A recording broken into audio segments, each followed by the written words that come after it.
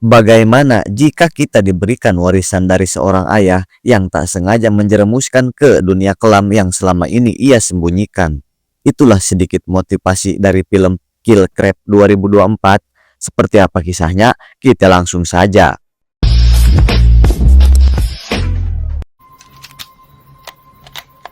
Kisah berfokus pada seorang pria bernama Thomas, seorang pembunuh bayaran berpengalaman yang tengah menjalankan misi terakhirnya. Dengan persiapan matang, ia mengamati target-targetnya, memperkirakan posisi mereka, serta jalur pelarian yang mungkin mereka ambil. Thomas terkenal tak pernah gagal, setiap misi yang ia ambil selalu tuntas, tidak ada satupun target yang selamat. Hari itu pun sama, setelah memastikan situasi, ia menembak korban pertama. Kepanikan pun pecah, para target berlarian tanpa arah, namun Thomas tetap tenang menghabisi mereka satu persatu. Hampir semua sudah mati ketika ia menemukan seorang pria masih hidup bersembunyi di rerumputan. Saat mendekat, pria itu menembak Thomas hingga kakinya terluka.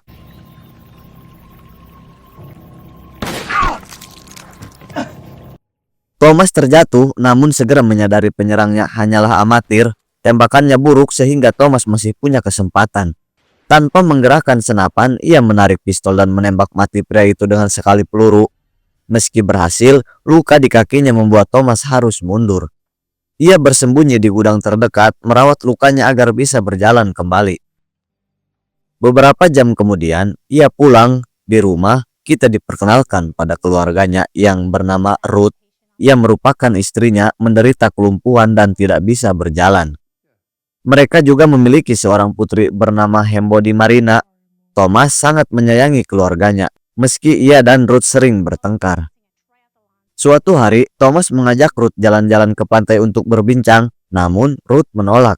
Akhirnya, Thomas pergi bersama Marina saja. Mereka berjalan lama hingga akhirnya Thomas duduk di bawah pohon kering. Di sana, ia menemukan sebuah botol berisi pesan. Setelah membacanya, ia sadar ada seseorang yang ingin menyewanya untuk pekerjaan baru. Even hear you walk up. That's because I'm sneaky. Yes, you are sneaky. Mereka pun pulang terlambat, membuat Ruth marah. Ia memarahi Thomas habis-habisan, sementara Marina mencoba menenangkannya. Keesokan harinya, Marina pergi ke hutan bersama temannya, yaitu Prea.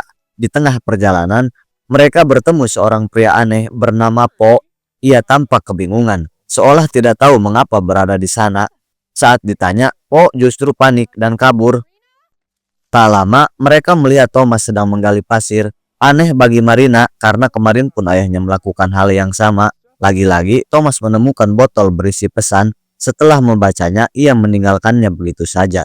Rasa penasaran membuat Marina dan Prea mengambil botol itu. Pesan di dalamnya ternyata ditulis dengan kode. Prea memotretnya agar bisa mereka pecahkan nanti.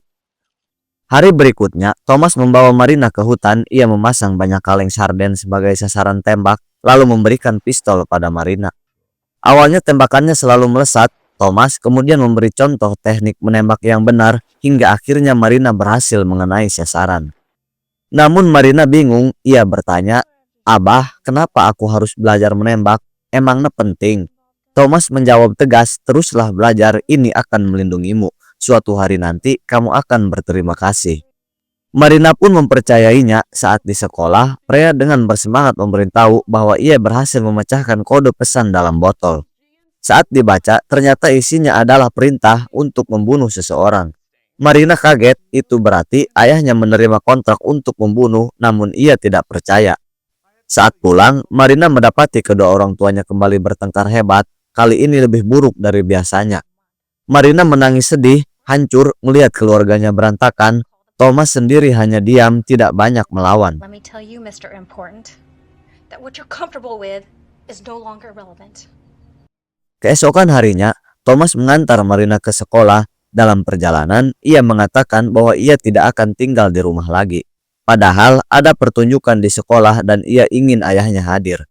Namun Thomas menegaskan pada putrinya, "Jika kamu butuh apapun, aku selalu ada, aku tidak jauh dari sini dan akan selalu ada untukmu." Marina tidak menunjukkan reaksi di depan Thomas, tapi begitu masuk ke dalam, ia menangis terseduh-seduh. Sementara itu, Thomas meninggalkan sekolah membawa luka dan beban berat dalam hatinya. Tujuan berikutnya adalah sebuah peternakan kuda tempat target barunya berada. Orang itu adalah Morton Miller, salah satu bos mafia terbesar Amerika yang menguasai banyak bisnis kriminal. Hari itu, Miller datang untuk melihat kuda-kudanya, kesempatan sempurna bagi Thomas untuk mengeksekusi misinya. Miller masuk ke kandang sementara para pengawalnya berjaga di luar. Dengan tenang, Thomas menunggu di dalam. Saat Miller mendekati kudanya, ia menoleh dan suara tembakan membuat para pengawal panik. Dua orang yang berjaga di pintu segera berlari masuk. Tapi Thomas dengan cepat menembak mati mereka. Ia mengira semuanya sudah selesai, tapi ternyata pasukan pengawal jauh lebih banyak. Dari luar, peluru menghujani kandang tanpa henti. Thomas berusaha melawan sambil mencari celah untuk kabur. Namun karena jumlah lawan semakin banyak, dalam baku tembak itu sebuah peluru ngajeprot karena perutnya, memperparah luka yang sudah ada.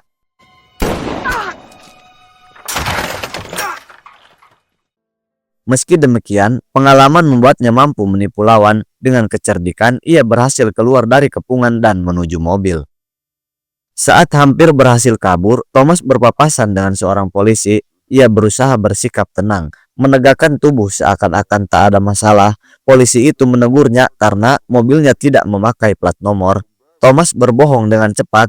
Ia mengaku bahwa ada yang mencuri plat nomornya dan dia sempat mengejar namun tidak berhasil. Polisi itu pun percaya lalu pergi begitu saja. Namun begitu polisi menjauh, Thomas langsung terjatuh lemas. Luka di tubuhnya sudah terlalu parah. Dengan sisa tenaga, ia masuk ke mobil dan melaju perlahan. Matanya berat, dia sudah tidak bisa lagi menahan. Hingga akhirnya ia menyerah di tengah hutan. Keesokan harinya, Marina berjalan sendirian di hutan, masih terpikirkan soal perceraian orang tuanya. Ia teringat momen-momen indah bersama ayahnya. Di tengah perjalanan, ia menemukan mobil ayahnya terparkir. Penasaran, ia mendekat dan saat membuka pintu, ia mendapati tubuh Thomas sudah tak bernyawa.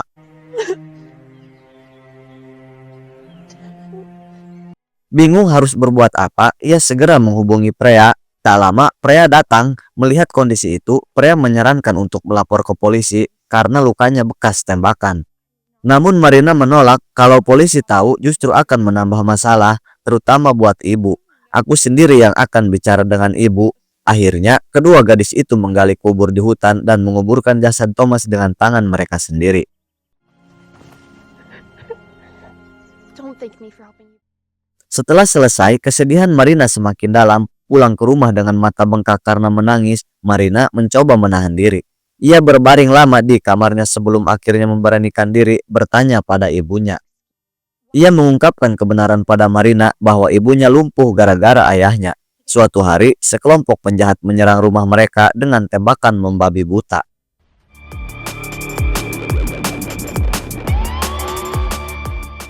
Ayahnya tidak terluka sedikit pun, tapi peluru menembus kakinya. Sejak hari itu, ibunya cacat seumur hidup.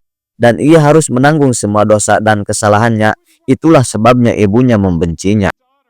Marina terdiam, hatinya hancur. Kini ia mengerti mengapa ibunya begitu membenci Thomas, mengapa rumah mereka selalu penuh pertengkaran, dan apa sebenarnya pekerjaan ayahnya.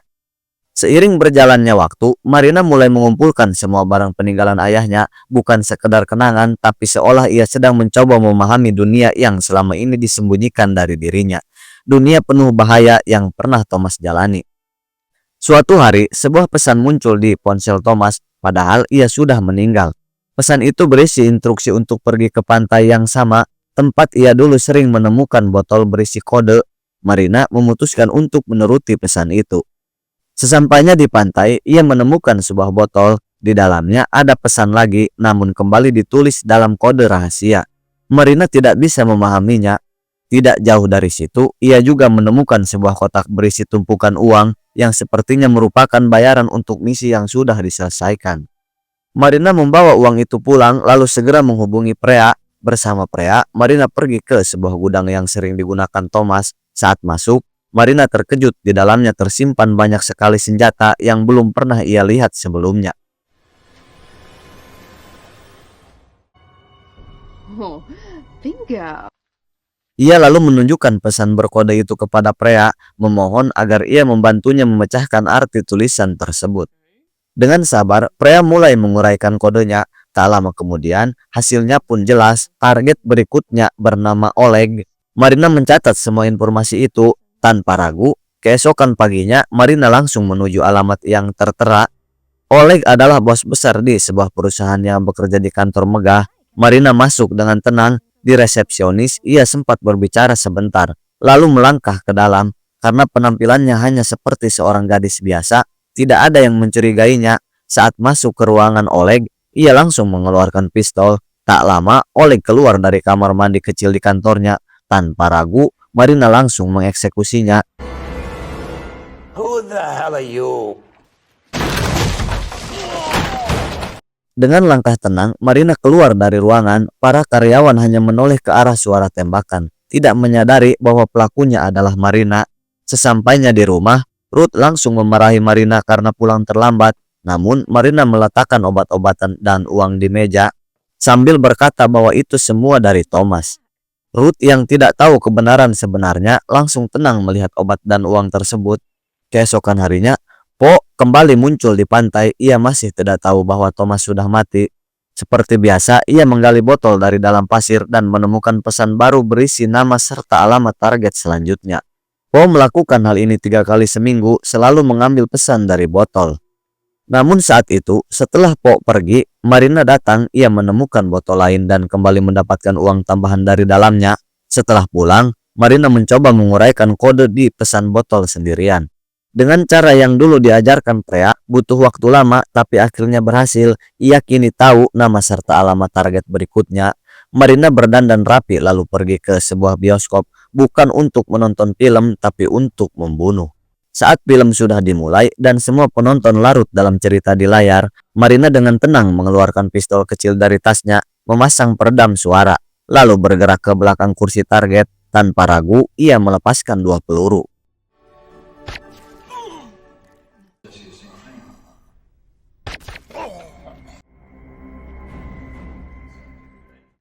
Target tewas seketika tanpa ada yang menyadari apa yang terjadi. Marina pun keluar dari bioskop dengan mudah, seolah-olah tidak ada yang terjadi. Malam itu, Marina kembali ke gudang peninggalan ayahnya dan ia menemukan pria sedang menunggu di sana. Marina pun terkejut, lalu ia mengungkapkan seluruh kebenarannya bahwa sekarang Marina lah yang menjalankan misinya setelah ayahnya meninggal. Semua tanggung jawab jatuh ke Marina. Kalau ia tidak melakukan pekerjaannya, ibu akan menderita karena dia tidak bisa apa-apa. Keesokan harinya, mereka pergi bersama ke pantai, mengambil botol lain dengan nama dan lokasi target baru. Kali ini, pria ikut menemani Marina. Mereka tiba di rumah target. Marina meminta pria tetap di mobil dan menjauh darinya. Marina lalu mengetuk pintu rumah target. Seorang wanita membukakan pintu, menyapanya dengan ramah karena mengira Marina adalah teman anaknya. Namun seketika, Marina mengeluarkan pistol dan menembaknya.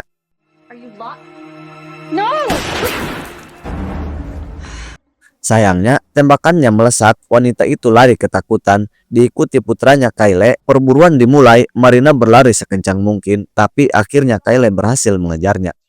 Melihat ketakutannya, Kyle akhirnya melepaskannya. Sementara itu, Po melapor pada bosnya bahwa target Thomas kali ini melesat. Mereka yakin ini bukan kerjaannya. Karena Thomas tidak pernah gagal, cari tahu siapa yang mencoba membunuh wanita itu. Perintah bosnya. Po mulai menyelidiki. Keesokan harinya, ia kembali ke pantai, menaruh pesan di dalam botol lalu bersembunyi di semak-semak. Tak lama, ia melihat Marina datang, mengambil pesan dan membawa serta uangnya. Saat itu juga, Po menyadari kebenarannya. Marina pulang membuka pesan dan berhasil menguraikan kode itu sendiri. Ia mengetahui target barunya berada di sebuah area parkir. Tanpa ragu, ia pergi dan menunggu di lokasi. Begitu target muncul, Marina langsung menembak dan melarikan diri.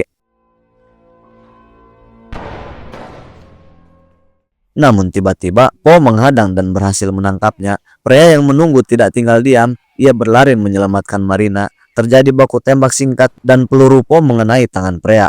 Marina segera membawanya ke rumah sakit dan pria berhasil selamat. Namun masalah belum juga selesai. Malam itu, Po datang bersama banyak anak buahnya. Mereka berniat membunuh Marina tanpa tahu bahwa dia adalah putri Thomas. Pertempuran sengit terjadi. Marina yang sudah banyak berlatih dan mewarisi insting ayahnya bertarung tanpa takut.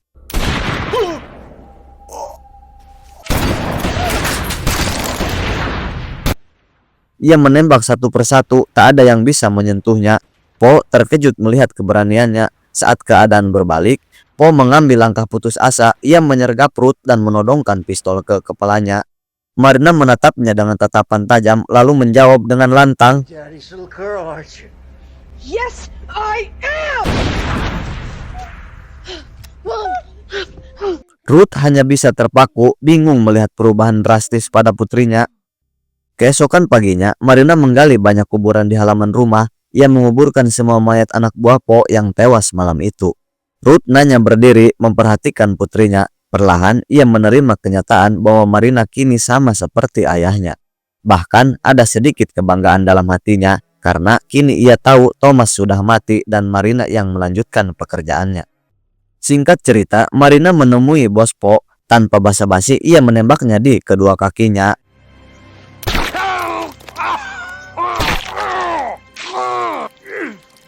Marina pun pergi meninggalkan tempat itu, dan ending yang sangat membabi brutal kan.